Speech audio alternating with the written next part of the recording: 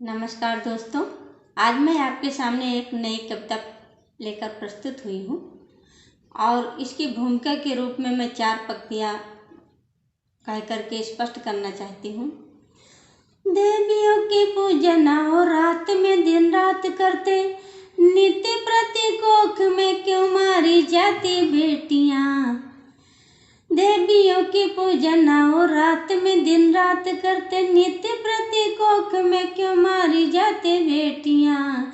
और हवन पूजन करके कन्या का मान करते, फिर क्यों सड़क पे उघारी जाती बेटियाँ। जैसा कि इससे आपको स्पष्ट हो गया होगा कि ये जो हमारी जो आज की मैं कविता कहने जा रही हूँ, ये दुष्कर्म पर आधारित है। आज हम कहीं भी अखबार में पढ़ते हैं तो वहाँ पर हमको जब 7 साल से लेकर 70 साल तक की महिला आज कहीं भी सुरक्षित नहीं है। तो मैंने भी अखबार में पढ़ा, एक छोटी सी मासूम बच्ची करीब 6-7 साल की रही होगी, उसके साथ ऐसी घटना घटी।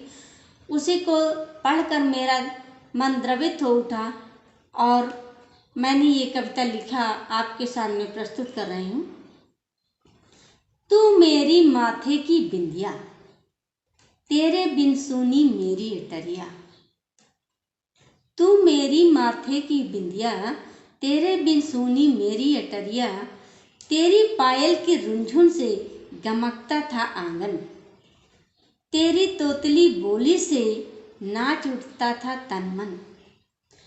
तू इस घर की राज दुलारी, तू इस घर की राज दुलारी, अपने बाबा के मन बगिया की महकती सी क्यारी। तेरे कपोलों पर जो बिंदी धरी थी, सूरज से लगती तू सलोनी परी थी। तू घर की लक्ष्मी अभागन बड़ी थी। लेकिन उसकी माँ क्या कहती है कि तू घर की लक्ष्मी लेकिन अभागन बड़ी थी, और वो मनहूस घड़ी काली नागिन बनी थी।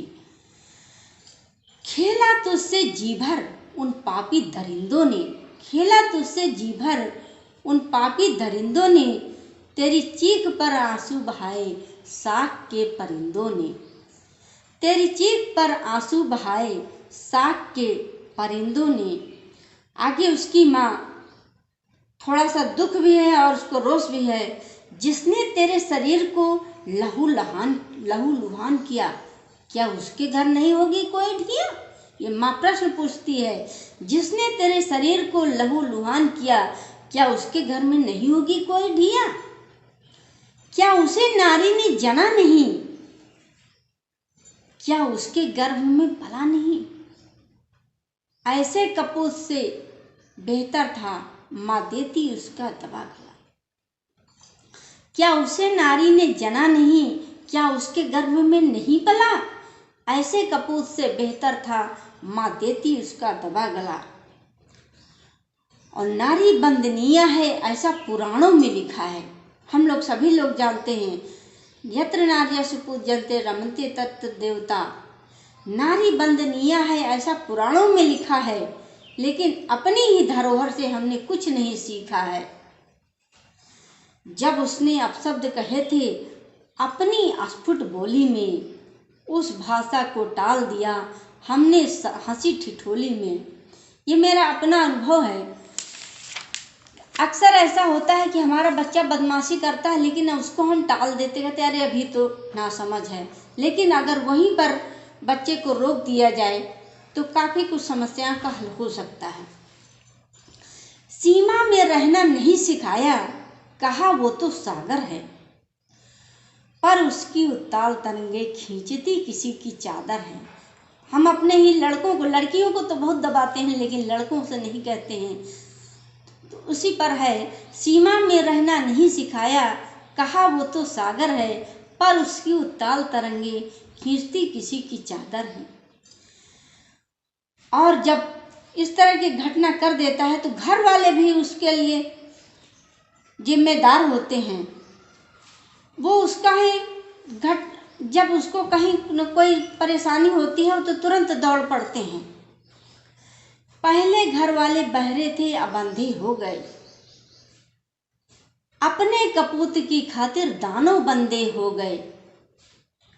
हंसता मुस्काता जाता है अपराधी जेल में, हंसता मुस्काता जाता है अपराधी जेल में, 2-3 दिनों बाद ही वो छूट जाता है खेल में।